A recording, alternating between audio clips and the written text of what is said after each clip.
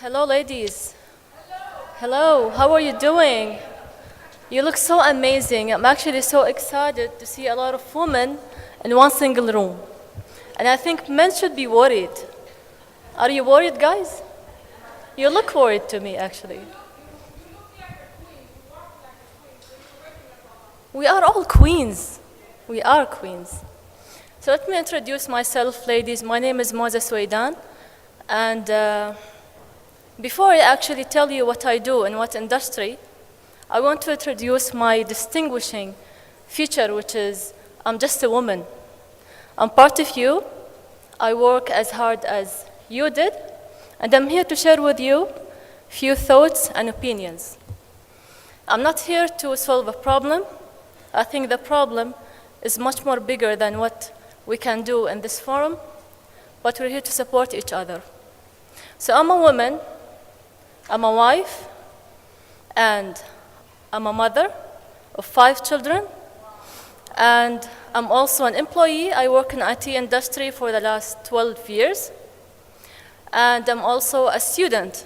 I'm doing my PhD. Hopefully in 2 years, I'll be called a doctor. So my topic today is talking about male-dominated industry. I think I'll have to have the microphone because I keep on moving. Is it somewhere? Sorry about that. So working in male-dominated industry can be a challenge that motivates women, or it can be also an overwhelming situation where women feel intimidated, so they get demotivated. So I don't want to start telling you about numbers. I just want to run a very quick research. Next. So let me ask you these questions, and just show of hand. How many of you ladies are working in male-dominated workplace? Okay, I can say it's like 70%, more or less. Okay. Let me ask you this, which is, I think it's even more important question. How many of you think that the organizations you're working in put enough effort to make sure that women are treated equally in those workplaces? How many of 30%, I would say? Yeah, more or less? Now, ladies, this is a very typical answer. According to research, there are a lot of women who work in male-dominated industries, but not many organizations put a lot of effort to actually make sure that those women are treated fairly and in equality with men. The question of why have been covered, I think, with a lot of presentations, but let me share with you a little bit of my story here. So we know that there is a gender gap. That's not something to be proven. There is a gap, and I'm not planning to show you numbers. The number looks really bad. But let me tell you this story. I have a boy and a girl. My daughter is 9 years old, and my boy, God bless him, is 11 years old. I'm saying God bless him because he's sick. It's not because he's better than my daughter. He's just sick. But I go to my daughter and ask her, Rhoda, what do you want to do when you grow up? And she tells me, a teacher. And she didn't even think about it. It was like in a split second, a teacher. And she was so aggressive that I actually worried about my safety. And I told her, okay, teacher it is. No worries about that. So I go to my son and I tell him, Hamad, what do you want to do when you grow up? And he tells me, I want to build the city. He wants to be an engineer already. And I go back and ask myself, what went wrong? You know, is it because of a lot of Barbies I've been giving to my daughter and about a lot of Legos probably to my son? I have no idea, and that's a question for me as a mother to figure out. But let me tell you what will happen in the future, and I'm basing this based on my own experience and based on the girls in the family that I've seen. When they reach to high school, you will see that the science section is full of girls compared to the boys who always prefer to go to the art and literature, which is a good thing. You know, they get the message, they go to technology and they get to science, which is good. But let's go to the next step, universities. How do you think the situation in universities? Is it more girls or more boys in STEM industries and in STEM studies? Girls or boys? Boys? So what happened? In high school, they are more about art and literature, but in universities, they are more about STEM industries. But there are ladies, there are girls who actually tries, and Bella here is one of the great examples. Actually, I have to say this, but I have seen Bella last conference, and I remember your project, it was about the website, the collaboration student website. I remember that because it was so inspiring at this very young age, thinking about starting a business. That's amazing, and I have to applaud you for that. And I actually hope that my daughter, she's 13 years old, to take you as an example.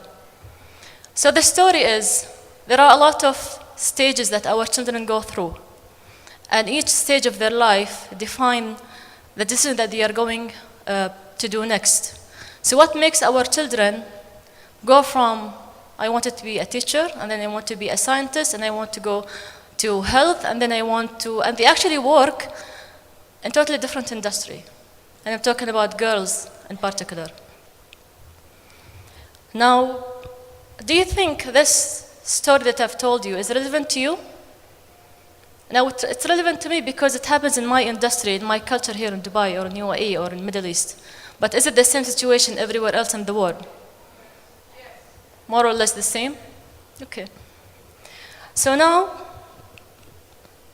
what is our objective? I was trying to think, actually, is it that what we're working towards is making sure that women are presented in the STEM industry in like 50-50? Will we get to 50-50? Is this what we want? Yes or no? Will you be happy if you see 50% of the workforce in STEM industries are women? Yes? But what if you know that those 50% or 70% are still treated in equity? They are not even treated fairly. Does it change your objective? You still want the 50% in STEM industry just for the sake of the number?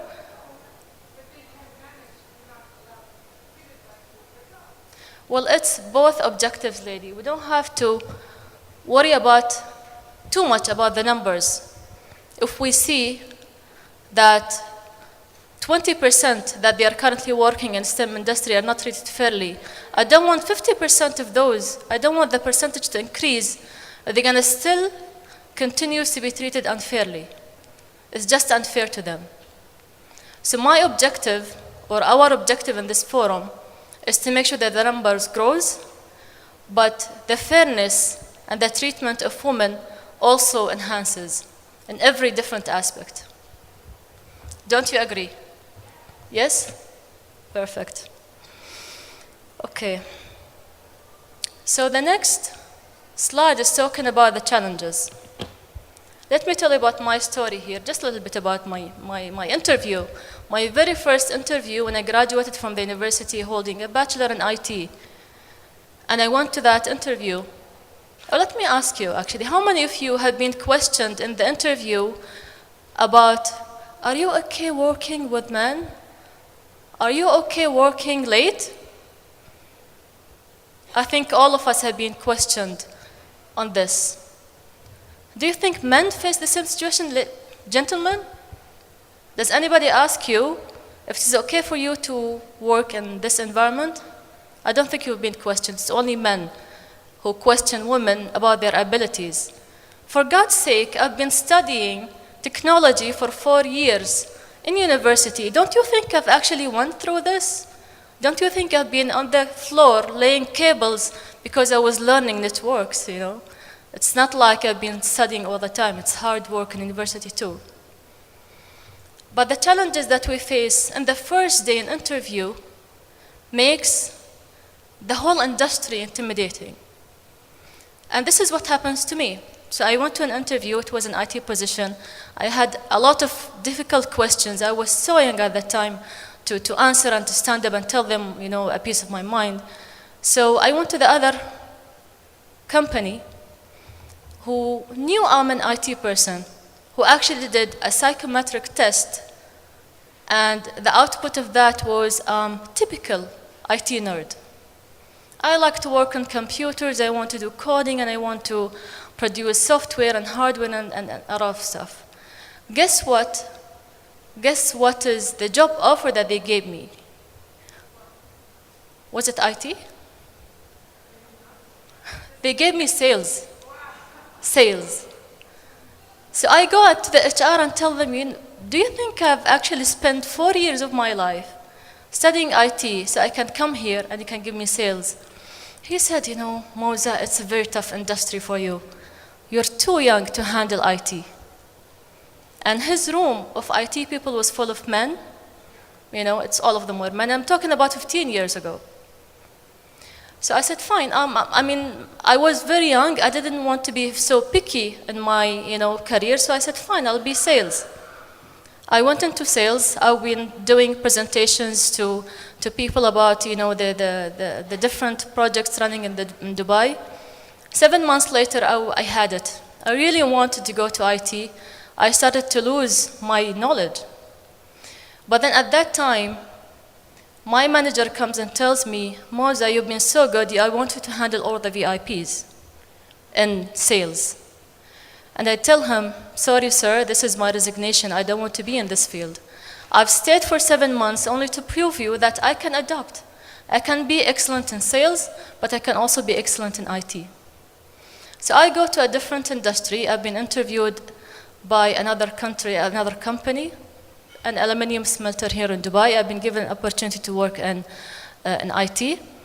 But then I realized, what did the HR manager say when he told me, actually, it is a challenging environment. So I go to the department first day, and I was looked at like I'm an alien. What is a girl doing in an IT department?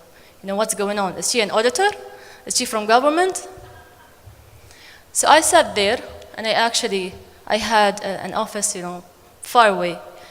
And it's not that, the problem wasn't in me being, junior or anything. It was in me being a woman. They were intimidating by me being a woman and nothing else. So I went back home, and it was a very sad day of my life. Oh my God, I cried like anything. Because I felt rejected, and I felt like I'm out of place, and I shouldn't be doing this. Why did I lose 4 years of my, life studying IT, and then I end up in, with men all over the place? So I went the next day, and I decided that I'm not gonna do this. If they're not gonna come and talk to me, I'm gonna go and talk to them. So I go to the first person, and he was even worried to tell me, hi, how are you? He was so afraid that, wow, a tall lady coming and yeah, exactly, what's going on? And I think this is what, breaking the ice means. I went to them. I think I want to believe that I eased them into the process of accepting me, which is something that we have to do, ladies. It doesn't sound right, but we really have to do it. So I wanted them, and I actually participated in a meeting, and I was joking. And guess what? I was asking them about football, which I have no idea about. I don't even care about football, but this is how I have to fit in, So 2 years later, I got promoted.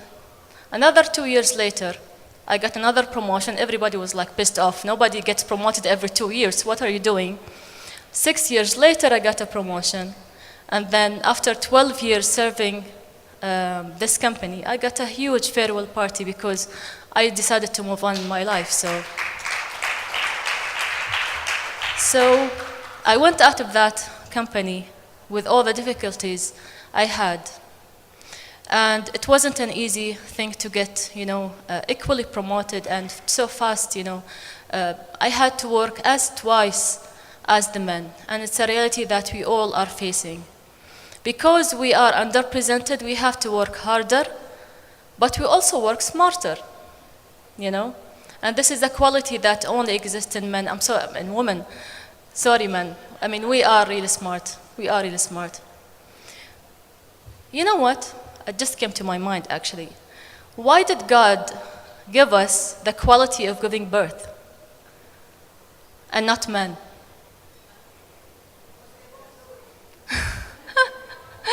It's because they can't handle pain. You know, this is the most painful experience a man, a physical, a body can handle. And it was given to women for a reason. And you know the reason.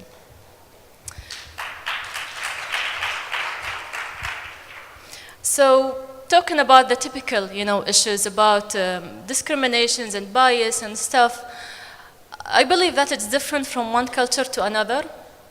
I did have a support system. I had a family and later on husband and kids and everything.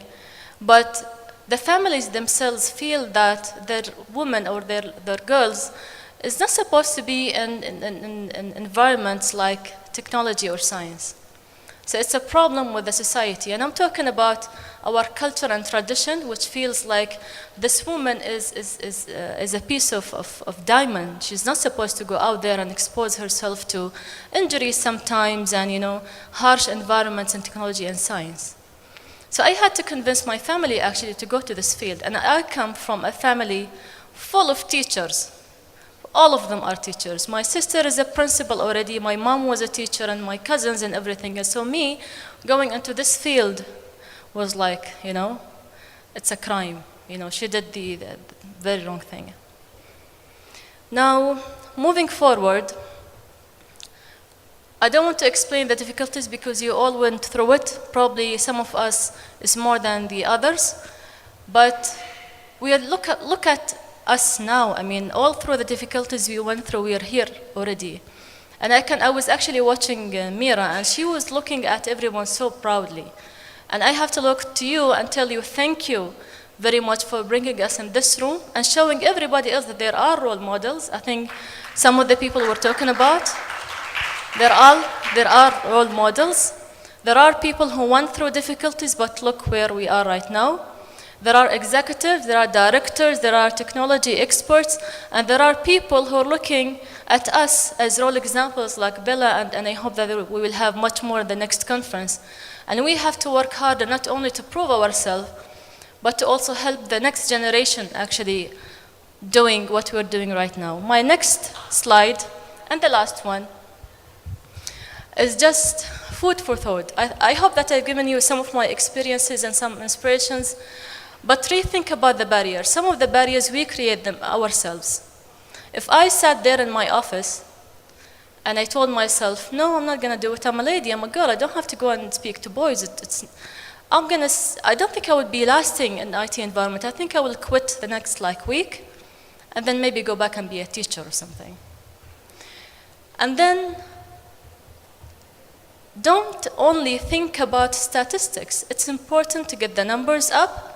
But it's important to make sure that those increasing number of women are treated fairly and they have an equal chance to succeed and be leaders and be with us in this room.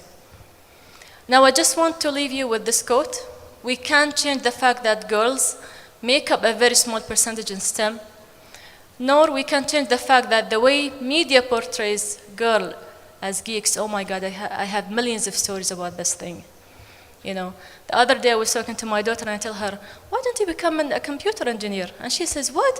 I don't want to wear, glasses. I don't want to have, acne all over my... And she was explaining the character she saw in one of the Disney channels, how geek IT people look and how, marvelous, marketing people look, they're always blonde and stuff, so. So the last thing, is we have to make a long-lasting impact. Whether we like it or not, we have to make a long-lasting impact. We have to work harder, and this is a fact of life. And I accept that this is a challenge that God gave me, but He gave me the qualities to succeed. And I think you all are examples of the qualities that you have, and examples and role models for everyone out of this room, who I think next year should be with us in this room as well. Thank you very much, and I hope you enjoyed my speech.